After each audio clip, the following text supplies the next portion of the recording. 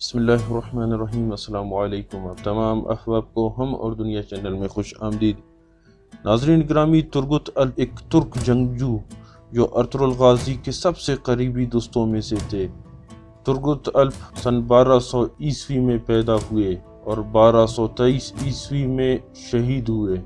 ترگت عثمان غازی کے سب سے مشہور جنگجوؤں میں سے ہیں اور اس کا کلہاڑا بہت مشہور تھا جو اس وقت دنیا کے مضبوط ترین شہرت رکھتا تھا۔ ترگت الپ کا ایک ہی بیٹا تھا جس کا نام الیاس بے تھا۔ ارطغرل غازی کے انتقال کے بعد ترگت الپ نے ارطغرل غازی کے بیٹے عثمان غازی کی حمایت جاری رکھی۔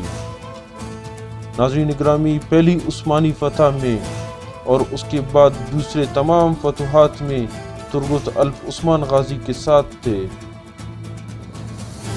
ناظرین، عثمان غازی نے ترگت الپ کو جدید ترکی کے شمال میں واقع شہر انگول فتح کرنے کے لیے بھیجا، جہاں ترگت نے 36 سال امن و خوشحالی کے ساتھ حکومت کی۔ عثمان غازی کے انتقال کے بعد ترگت الپ نے عثمان غازی کے بیٹے اورحان غازی کی بھی حمایت کی۔ ترگت الپ ارطغرل غازی، عثمان غازی اور اورحان غازی کی زندگی میں تمام الپس کے قائد رہے۔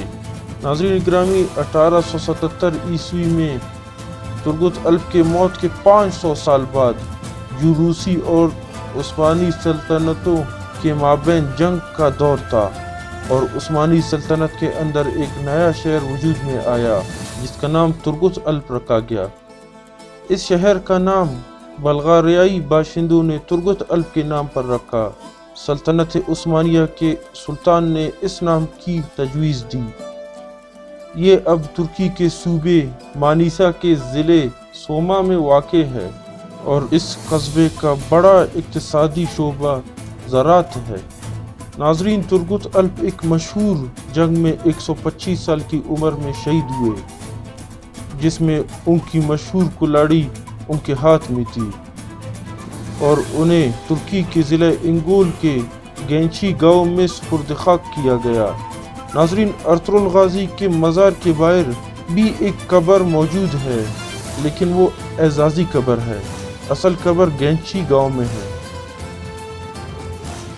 ناظرین گرامی، اگر آپ نے ابھی تک میرا چینل سبسکرائب نہیں کیا تو آپ سب دوستوں سے ریکویسٹ کرتا ہوں کہ میرا چینل سبسکرائب کریں، اور اگر آپ کو میری ویڈیو پسند آئے تو دوستوں کے ساتھ فیس بک، واٹس ایپ پہ شیئر بھی کیجیے گا، لائکس بھی کریں اور کمنٹس پہ اپنی قیمتی رائے سے مجھے آگاہ کیجیے گا۔ اللہ حافظ۔